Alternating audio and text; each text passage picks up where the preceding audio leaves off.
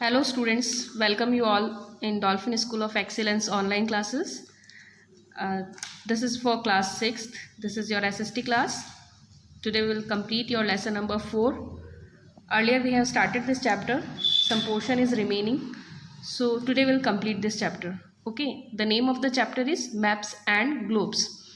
तो जो प्रीवियस आपकी क्लास हुई थी उसमें हमने मैप्स और ग्लोब्स के बारे में जाना था कि मैप क्या है, जो आप लोगों को क्लास में हम लोग इजीली लेकर के आते हैं, बता सकते हैं, है ना। मैप्स क्या होते हैं, इजी होते हैं कैरी करने के लिए। और ग्लोब क्या होता है, ग्लोब आप लोगों ने स्कूल में देखा होगा, हर स्कूल में होता है ग्लोब, जो पूरे वर्ल्ड को शो करता है ना। और पूरा सर्कल में होता है, मॉडल ऑफ द अर्थ उसको बोला जाता है, ठीक है। जिसमें क्या होता है, लेकिन उसको कैरी करना हर जगह मुश्किल होता है। और आप अगर ग्लोब को देखेंगे तो एक टाइम पे आप उसका एक ही पार्ट देख सकते हैं। अगर आपको दूसरा पार्ट देखना है तो आपको उसको क्या करना पड़ेगा, रोटेट करना पड़ेगा, घुमाना पड़ेगा।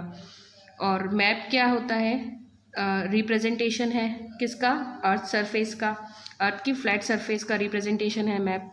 मैप को आप इजीली कैरी कर सकते हो। क्लासरूम्स में टीचर्स जब एक्सप्लेन करते हैं तो वॉल मैप आपने देखे होंगे, दीवारों पे लगे हुए होते हैं, है ना। इसके बारे में हमने पढ़ा था, हिस्ट्री पढ़ी थी मैप की। मैप के टाइप्स पढ़े थे हमने, किस किस टाइप के मैप होते हैं। और मैप अकॉर्डिंग टू स्केल पढ़ा था, लार्ज स्केल और स्मॉल स्केल। स्मॉल स्केल में क्या होता है, लॉन्ग एरिया जो होता है, बहुत ज़्यादा बड़े एरिया को डिस्क्राइब करने के लिए स्मॉल स्केल का यूज़ किया जाता है, और छोटे एरिया के लिए लॉन्ग स्केल का यूज़ किया जाता है। फिर मैप अकॉर्डिंग टू फंक्शंस हमने पढ़े थे, 3 पार्ट्स में इसको डिवाइड किया गया था, फिजिकल, पॉलिटिकल और थेमेटिक। ये चीज़ें जो है हमने अभी तक आपकी क्लास में डिस्कस कर ली हैं। तो आज हम आपका नेक्स्ट जो पोर्शन है वो स्टार्ट करेंगे। सो आज की क्लास जो है आपकी वो स्टार्ट हो रही है कंपोनेंट्स ऑफ मैप। मैप के कंपोनेंट्स हम पढ़ेंगे। तो 3 मेन कंपोनेंट है, जिसमें फर्स्ट है डिस्टेंस, सेकंड है डायरेक्शन और थर्ड है सिंबल्स, ठीक है। Distance, direction and symbol. तो सबसे पहले हमारा क्या आ रहा है, डिस्टेंसेस। डिस्टेंसेस के बारे में हम पढ़ेंगे। The space between 2 places is called distance. 2 जगह के बीच का डिस्टेंस जो स्पेस जो होता है वो क्या कहलाता है, डिस्टेंस कहलाता है। जैसे अभी हम आसीन में हैं, यहाँ से अगर हमें भीलवाड़ा जाना है तो नॉर्मली हम क्या पूछते हैं कि यहाँ से आसीन से भीलवाड़ा का डिस्टेंस कितना है। 60 किलोमीटर्स। तो यहाँ से आसीन से लेकर के भीलवाड़ा के बीच की जो जगह है उसको क्या बोला जाता है, डिस्टेंस बोला जाता है। तो इसी तरीके से जो 2 प्लेसेस हैं उनके बीच का जो स्पेस है उसको बोला जाता है distance. In our country India the system used to measure distances is called the metric system. अब हमारे देश में, इंडिया में, जो सिस्टम यूज़ किया जाता है डिस्टेंस मेज़र करने के लिए उसको क्या बोला जाता है, उसको बोला जाता है metric system. According to it long distances are measured in kilometre and short distances in metre. जैसे अगर कोई लंबी दूरी है तो उसको किलोमीटर में मेज़र किया जाता है, और अगर छोटी दूरी है, शॉर्ट डिस्टेंस है, तो उसको मीटर में बोला जाता है। जैसे आप अपने घर से बाहर गली तक जा रहे हो तो पूछा जाता है कितनी दूर है, कितनी दूर जाके आ रहा है, तो अपन नॉर्मली बोलते हैं 100 मीटर, 50 मीटर, 200 मीटर, है ना।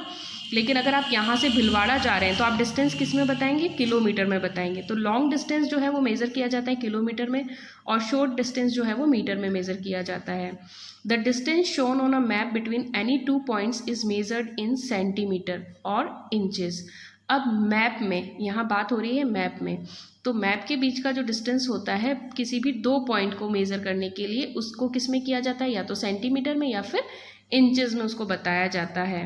Thus the distance between the 2 cities or countries is measured in inches or centimeter on the map and then related to the road distance between those places as found on the earth. अब इसीलिए यहाँ पर city या कोई देश है, country है, उसकी बात हो रही है, तो इनका जो डिस्टेंस बताया जाता है वो इंचेस या सेंटीमीटर में बताया जाता है। फिर उनको रोड के डिस्टेंस के अकॉर्डिंग कैलकुलेट करके निकाला जाता है कि 1 किलोमीटर पे अगर देखते हैं, रोड से डिस्टेंस देखते हैं तो इसका कितना होगा, ठीक है। When the distance between any 2 places on a map is measured along a straight line it is called the map distance. अगर डिस्टेंस जो है एनी 2 प्लेसेस मतलब कोई भी 2 places on a map, map के ऊपर is measured along a straight line, एक सीधी line से यहाँ तक मैप में जैसे आपने देखा होगा बीच में लाइनें बनी हुई होती, तो स्ट्रेट लाइन के थ्रू अगर कोई मेजर किया जा रहा है तो उसको मैप डिस्टेंस बोला जाता है. When the distance between the same two places is measured on the ground along a straight line, it is known as the ground distance. और इसी तरीके से जब डिस्टेंस दो सेम पॉइंट पे प्लेसेस का मेजर किया जाता है अलोंग द ग्राउंड, है ना, ग्राउंड के साथ, ऑन द ग्राउंड, तो स्ट्रेट लाइन, वहाँ पर अगर स्ट्रेट लाइन है तो उसको ग्राउंड डिस्टेंस बोला जाता है. The ratio between the map distance and the ground distance, map distance मतलब जो आप मैप में डिस्टेंस देखते हैं, और ग्राउंड डिस्टेंस मतलब आप नीचे धरती पर जो डिस्टेंस देखते हैं, is known as the scale of the map. इसको क्या बोला जाता है? स्केल ऑफ द मैप बोला जाता है. मतलब जो हम नॉर्मली यहाँ से यहाँ तक आपको बता दिया जाता है कि मैप में लाइन शो कर रखी होती है ना, तो मैप में जो लाइन शो कर रखी होती है उसको हम मैप डिस्टेंस बोल देते हैं, और उसी के बेसिस पे ग्राउंड का डिस्टेंस जो काउंट किया जाता है उसको हम ग्राउंड डिस्टेंस बोलते हैं. तो द रेशो बिटवीन, इन दोनों के बीच का जो रेशो है मैप डिस्टेंस और ग्राउंड डिस्टेंस, उसको स्केल ऑफ द मैप के नाम से जाना जाता है. Suppose the scale of a map is 1 centimetre, ratio कितना है इसका? 10 kilometre. It means that the distance of 1 centimetre between 2 points on the map.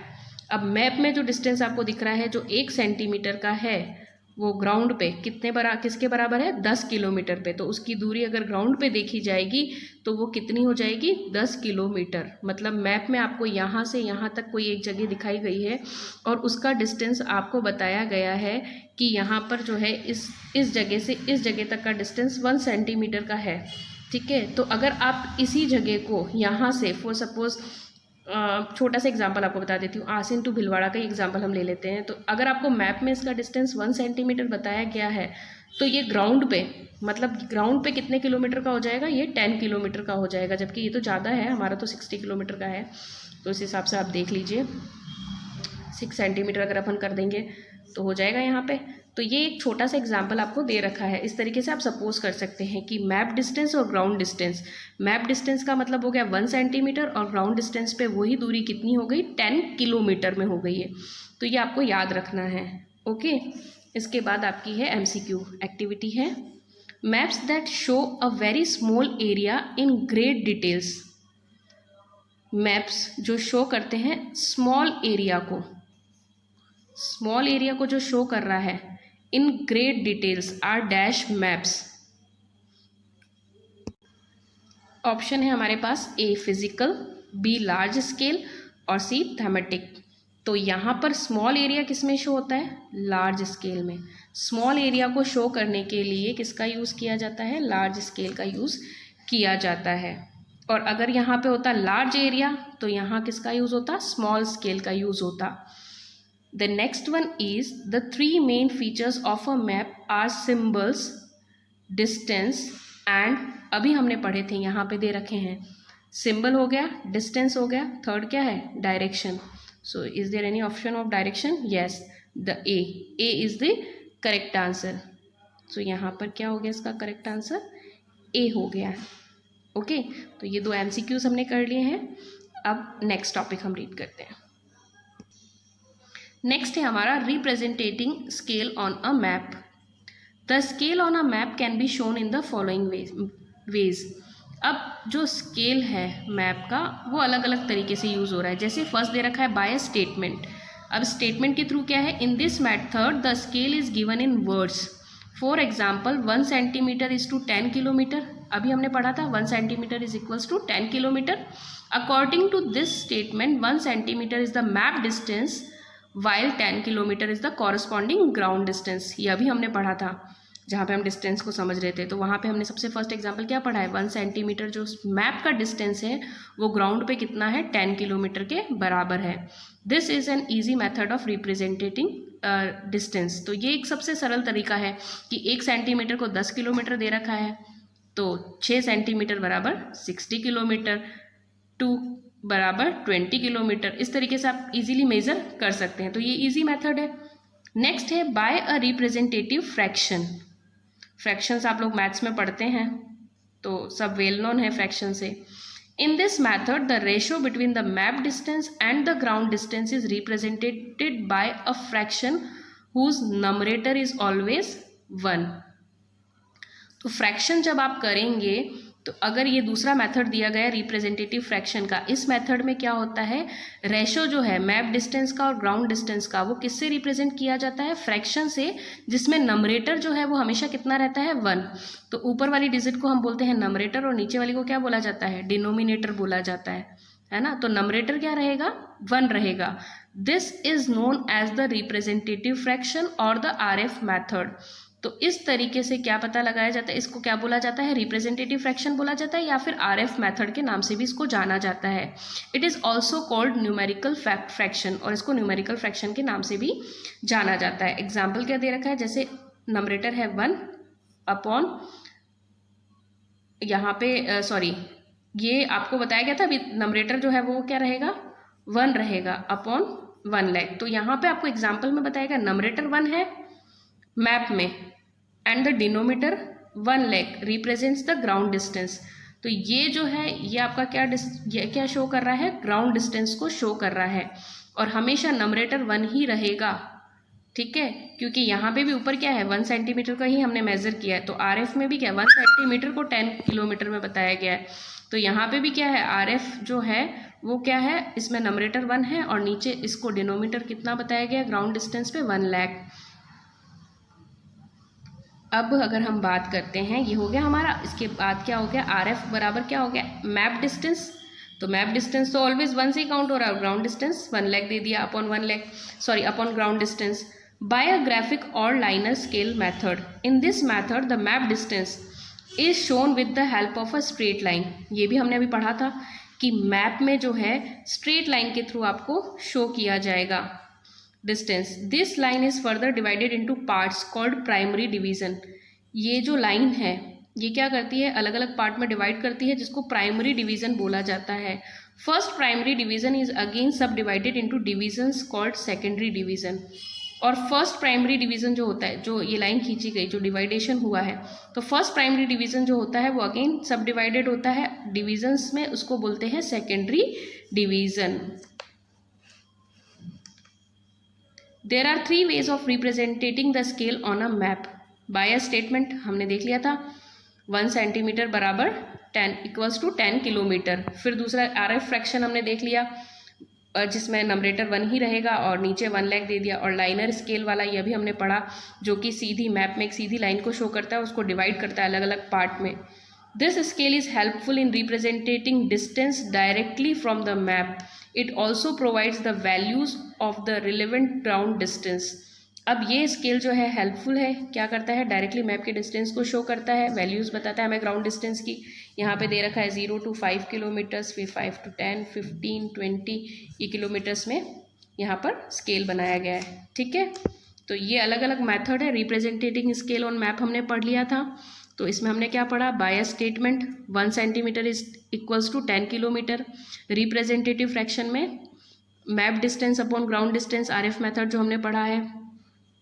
और ग्राफिक और लाइनर वाले में हमने क्या पढ़ा है कि ये किस में करता है, स्ट्रेट लाइन में डिवाइड करता है, जिसका प्राइमरी डिवीजन होता है फर्स्ट पार्ट कहलाता है, और जो प्राइमरी डिवीजन फिर से अगेन डिवाइडेड होता है, सब डिवाइडेड होता है, उसको सेकेंडरी डिवीजन बोलते हैं। तो ये इस तरीके से हमने क्या पढ़ लिया, अभी representing scale on a map हम लोग अपना कंप्लीट कर चुके हैं। अब हम नेक्स्ट टॉपिक पे आ जाते हैं। अब नेक्स्ट हमारा टॉपिक क्या आ रहा है, डायरेक्शन। डायरेक्शन आप लोगों को पता होगा 4 मेजर डायरेक्शन है, नॉर्थ, साउथ, वेस्ट, ईस्ट, है ना। तो representing direction on the map, finding distance between 2 places on a map is not enough. अब यहाँ पे क्या बताया गया, डिस्टेंस फाइंड करना ही, 2 जगह के बीच का डिस्टेंस का फाइंड करना ही मैप के लिए मैप में काफ़ी नहीं है। We must know the actual direction of the places और cities in relation to each other. अब हमें क्या पता होना चाहिए कि हमें एक्चुअल डायरेक्शन भी पता होना चाहिए। जैसे हम मैप देख रहे हैं तो हमें पता होना चाहिए कि कोई भी जगह का जो नाम दे रखा है मैप में वो किस डायरेक्शन में है, कौन सी दिशा में है। डिस्टेंस तो आपने पता कर लिया, लेकिन अगर आपको डायरेक्शन नहीं पता है तो आप वहाँ पर जा सकते हो क्या, नहीं जा सकते। उसके लिए हमें क्या पता होना चाहिए, डायरेक्शन पता होना चाहिए कि किस दिशा में जाने पे हमें वो जगह मिलेगी, हम उस जगह पे पहुँच पाएंगे, है ना। जब भी हम जाते हैं तो नॉर्मली क्या पूछते हैं, रास्ता जब हम पूछते हैं तो डिस्टेंस तो हमें पता होता है कि यहाँ से जाने में इतना डिस्टेंस है तो इतना टाइम हमें लगेगा, हम मेजरमेंट कर लेते हैं।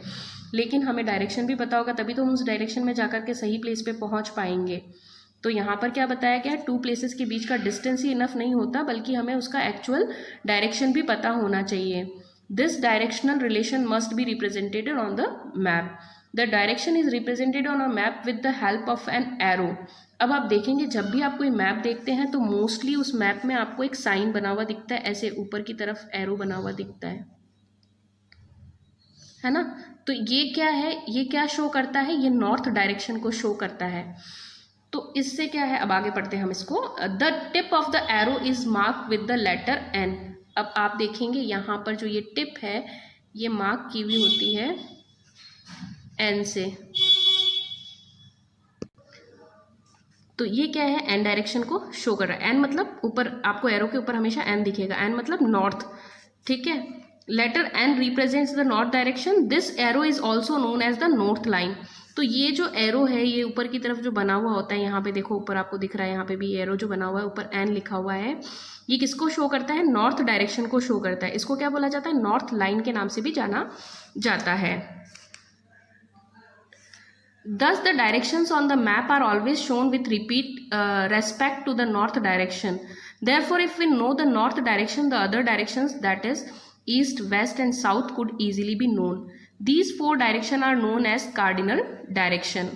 अब क्या होगा, अगर हमें मैप में, अगर हमें नॉर्थ का पता चल जाता है, जैसे ये हमारा नॉर्थ है, ऊपर की तरफ एरो बना हुआ और हमें पता चल गया नॉर्थ है, तो हम दूसरी नॉर्थ के ऑपोजिट में क्या होगा, साउथ होगा, और इस साइड में वेस्ट होगा और इस साइड में ईस्ट होगा. तो हम इजीली क्या कर सकते हैं, डायरेक्शंस फाइंड कर सकते हैं. तो उसके लिए हमें क्या है, नॉर्थ डायरेक्शन का एरो हमेशा बना हुआ मिलेगा. तो अगर आपको पता चल गया इस तरफ नॉर्थ है तो नॉर्थ के ऑपोजिट साइड में हमेशा साउथ डायरेक्शन होगा, और ईस्ट वेस्ट का भी हमें पता चल जाएगा. तो ये जो 4 डायरेक्शन होते हैं ये किस नाम से जाने जाते हैं, ये जाने जाते हैं कार्डिनल डायरेक्शंस के नाम से. These 4 direction are known as cardinal directions. There are other intermediate directions to in between the 4 cardinal directions. अब ये जो दिख रहे हैं आपको, नॉर्थ, साउथ, वेस्ट और ईस्ट, इनके बीच में और भी जो डायरेक्शंस हैं, है ना, 4 कार्डिनल डायरेक्शंस भी होते हैं. If we know the 4 cardinal direction, these intermediate directions could easily be known. अब अगर आपको ये पता है कि ये नॉर्थ है, ये साउथ है, ये वेस्ट है और ये ईस्ट है, तो इनके बीच के इंटरमीडिएट डायरेक्शन जो है, जैसे इन दोनों के बीच में आ रहा है तो वो क्या है, नॉर्थ वेस्ट. इन दोनों के बीच में आ रहा है साउथ वेस्ट. इन दोनों के बीच में आ रहा है साउथ ईस्ट. इन दोनों के बीच में आ रहा है नॉर्थ ईस्ट. तो अगर आपको ये 4 मेजर डायरेक्शंस पता हैं तो इनके बीच में आने वाले जो सब इंटरमीडिएट डायरेक्शंस हैं वो भी आपको पता चल जाएंगे. The directions between north and east, ये रहा आपका नॉर्थ, ये रहा आपका ईस्ट. इन दोनों के बीच में जो डायरेक्शन आता है उसको बोला जाता है NE, मतलब नॉर्थ ईस्ट डायरेक्शन. न्यूज़पेपर में आप पढ़ते होंगे उत्तर पश्चिमी एरिया, है ना, दक्षिणी पूर्वी एरिया. तो ये सब कुछ क्या है, ये बीच के जो इंटरमीडिएट एरियाज जो बताए गए हैं, डायरेक्शंस जो बताई गई हैं वो हैं. ठीक है, यहाँ पे हमने अभी समझा दिया मैंने अभी आपको उससे, north east NE. Likewise the direction between south and east is known as south east. The direction between north and west is known as the northwest. Similarly, the direction between south and west is known as the southwest. तो ये map जो है, अगर आपको ये 4 major directions पता है तो इनके बीच की जो डायरेक्शन है वो आप इजीली पता लगा सकते हैं. तो यहाँ पे ये डायरेक्शन जो है वो कंप्लीट हुई. अब हम है finding the direction. Next topic हमारा क्या है बेटा, फाइंडिंग द डायरेक्शन.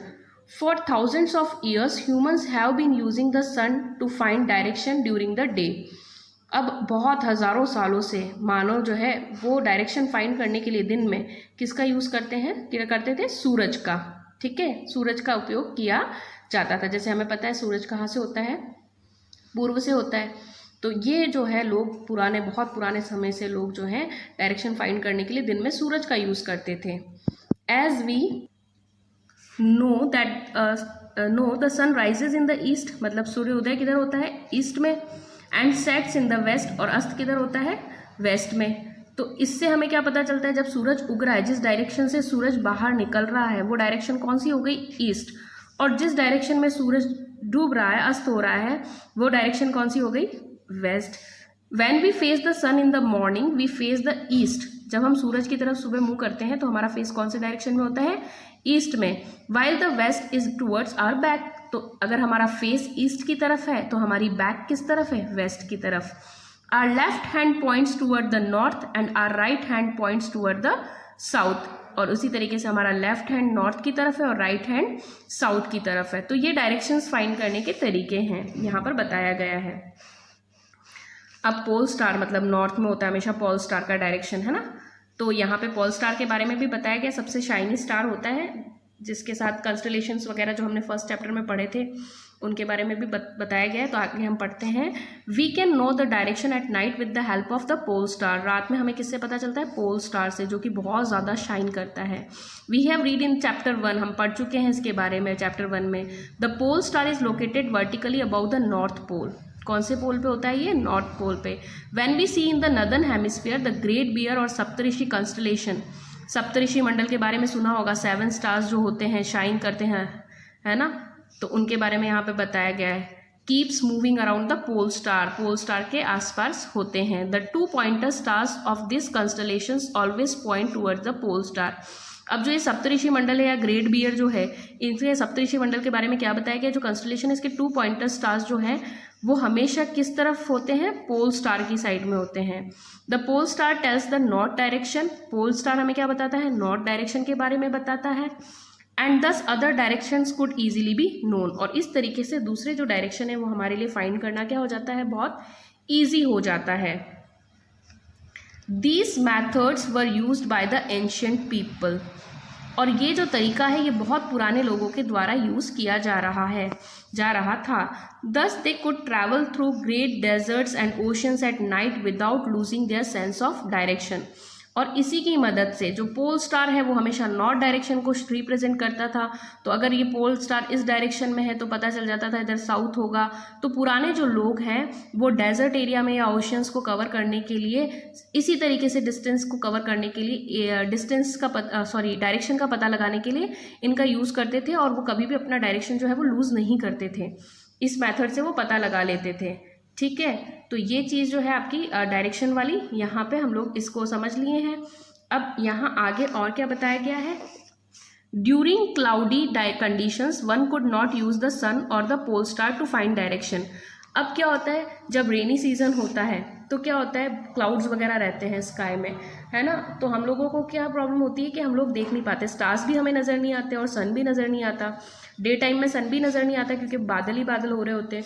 और नाइट टाइम में भी क्या होता है? स्काई जो होता है एकदम क्लीन होता है।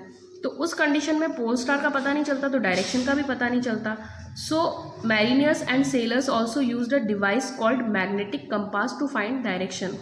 तो जो ये सेलर्स वगैरह होते थे या मैरिनर्स होते थे जो नाव ओशंस में राइड करते, मतलब ओशंस में जाते थे, सेलिंग करते थे, तो वो जो सेलर्स वगैरह होते थे वो किसका यूज़ करते थे? अब इस कंडीशन में क्या होगा? अगर बादल हो गए तो उनको तो स्टार का पता ही नहीं चलेगा और पोल स्टार का पता नहीं चलेगा तो डायरेक्शन पता नहीं चलेगा। तो वो यूज़ करते थे बेटा मैग्नेटिक कंपास का। और ये जो मैग्नेटिक कंपास होता है इसकी निडल हमेशा नॉर्थ डायरेक्शन की तरफ होती है। The needle of the magnetic compass always point towards the north south direction. मतलब ऊपर का एरिया जो होता है वो नॉर्थ की तरफ होता है तो उससे पता चल जाता है, नॉर्थ साउथ डायरेक्शन पता चल जाता है। This compass is also called the mariners compass. इसीलिए इस कंपास को मैरिनर्स कंपास के नाम से भी जाना जाता है। और ये हमेशा क्या करता है? नॉर्थ साउथ डायरेक्शन में होता है। अब हम नेक्स्ट है आपका सिंबल्स का टॉपिक। सो सिंबल्स भी हम कंप्लीट कर लेते हैं। The maps that we use are very small in size and contains very less space. अब ये जो सिंबल की बात हम कर रहे हैं बेटा, आप लोगों ने मैप में देखा होगा जैसे नीचे बॉक्स बने हुए होते हैं, है ना। या तो इनको कलर से शो कर दिया जाता है, जैसे ब्राउन कलर कर दिया जाता है तो वहाँ पे क्या हो जाता है? लैंड शो हो जाता है या माउंटेन्स शो हो जाती हैं और ग्रीनरी शो कर दी जाती है या फिर ब्लू पोर्शन शो कर दिया जाता है। या अलग अलग सिंबल्स होते हैं, जैसे मंदिर का सिंबल दे दिया जाता है टेम्पल के लिए बताने के लिए। तो क्या है, अलग अलग तरीके के सिंबल्स भी यहाँ पर यूज़ किए जाते हैं। तो सिंबल के बारे में हम पढ़ लेते हैं। अब मैं आपको समझाती हूँ सिंबल्स। तो मैप जो है, the map that we use are very small in size. जो मैप हम यूज़ करते हैं उनकी साइज़ बहुत छोटी होती है and contain very less space, और बहुत कम जगह में वो आ जाते हैं। But we have to show a lot of information of a large area on a very small scale in a map. लेकिन हमें बहुत सारी इन्फॉर्मेशन जो है लार्ज एरिया की वो छोटे स्केल के मैप पे शो करनी होती है। In order to solve this problem, इसी प्रॉब्लम को सॉल्व करने के लिए किसका यूज़ किया जाता है? Different colours, symbols, signs and letters are use to show the information. तो जो मैप होता है वो क्या होता है, बहुत छोटा मैप होता है। आप छोटे से मैप पे अलग अलग एरिया को बताने के लिए आप देखेंगे मैप जो होते हैं कलरफुल मैप देखने को मिलते हैं बुक्स में। जो ब्राउन एरिया होता है वो दिख जाता है लैंड एरिया है, माउंटेन्स वगैरह है यहाँ पे, है ना। ब्लू ब्लू जो दिखता है वहाँ पे ये बता दिया जाता है कि ये वाटर एरिया है। तो क्या होता है, सिम्बल्स का यूज़ किया जाता है, साइन का यूज़ किया जाता है, कलर का यूज़ किया जाता है।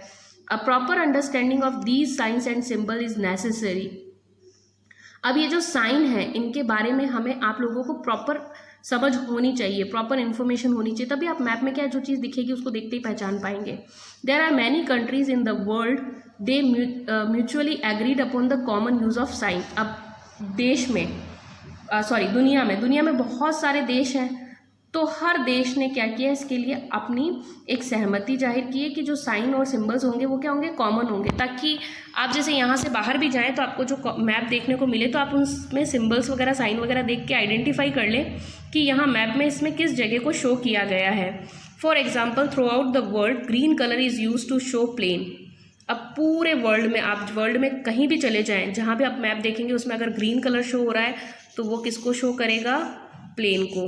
ब्लू कलर वो ओशंस और सीज को, ब्राउन कलर माउंटेन्स को, और येलो किसको शो करेगा, प्लेट्यूज को।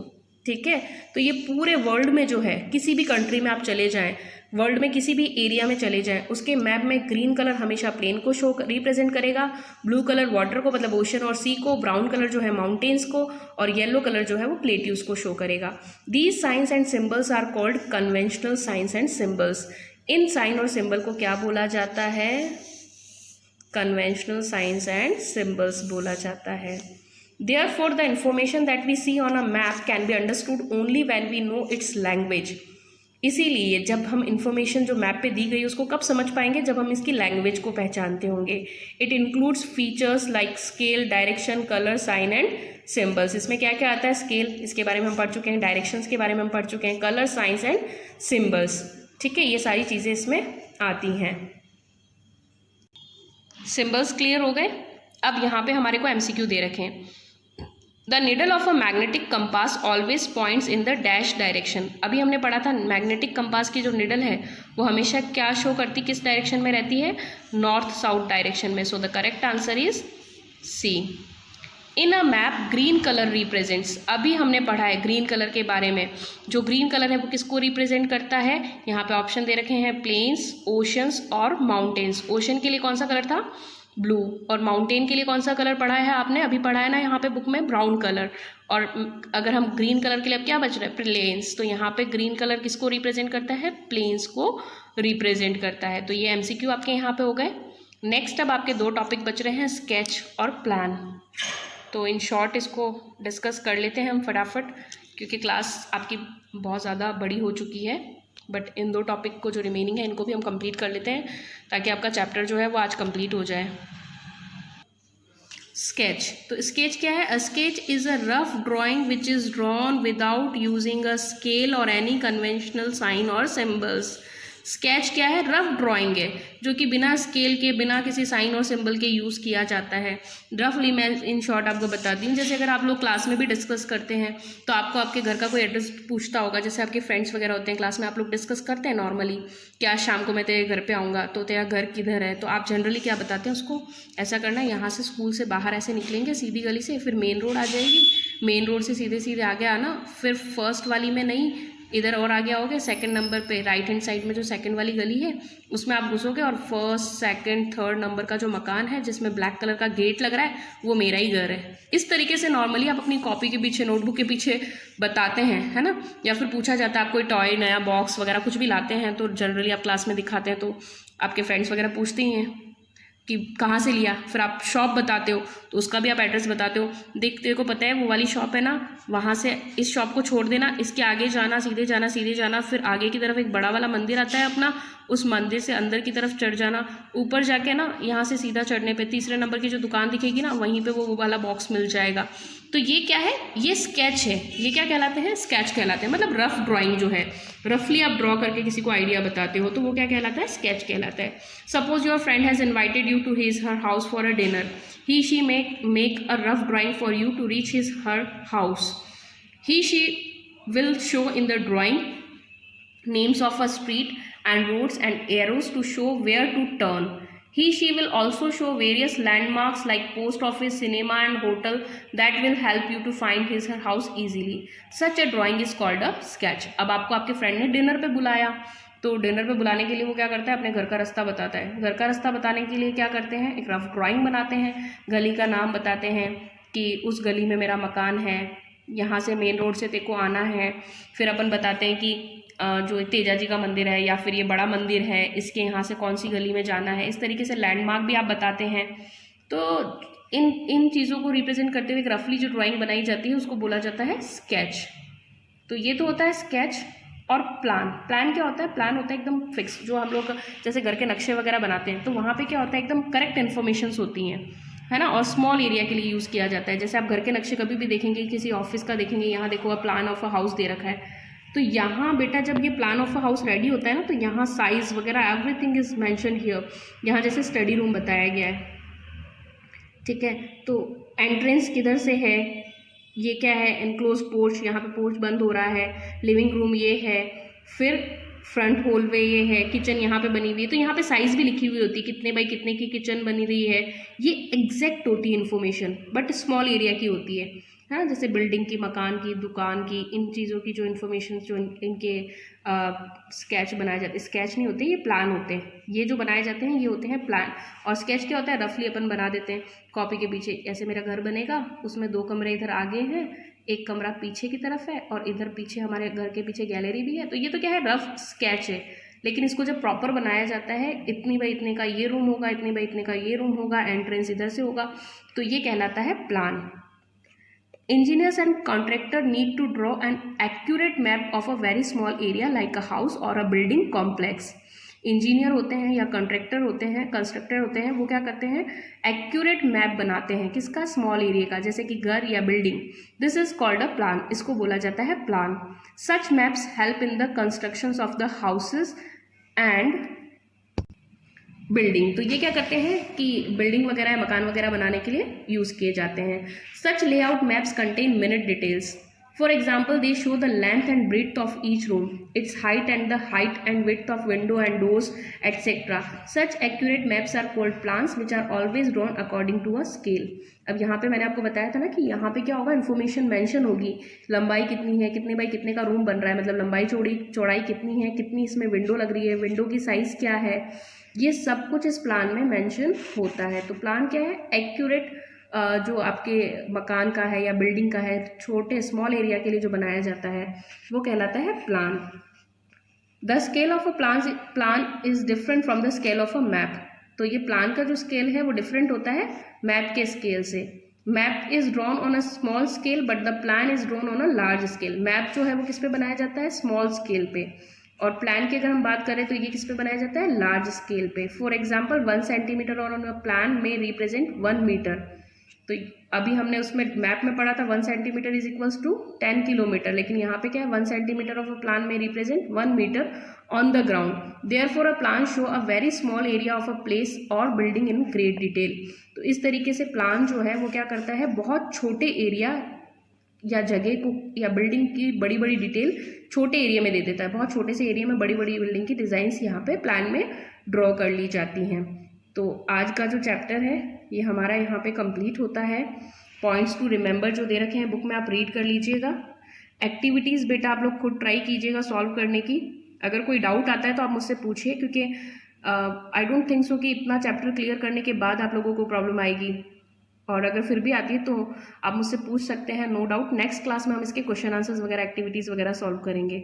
ओके, सो यहाँ पे आपका चैप्टर कंप्लीट होता है। Thank you students. रीड करना केयरफुली, समझना इस चैप्टर को, बहुत अच्छा इंटरेस्टिंग चैप्टर है और आपके लिए हेल्पफुल भी है, आगे भी काम आएगा आप लोगों को। सो अच्छे से पढ़ाई करना और एक्टिविटीज़ इसकी कंप्लीट करना। Okay students, thank you.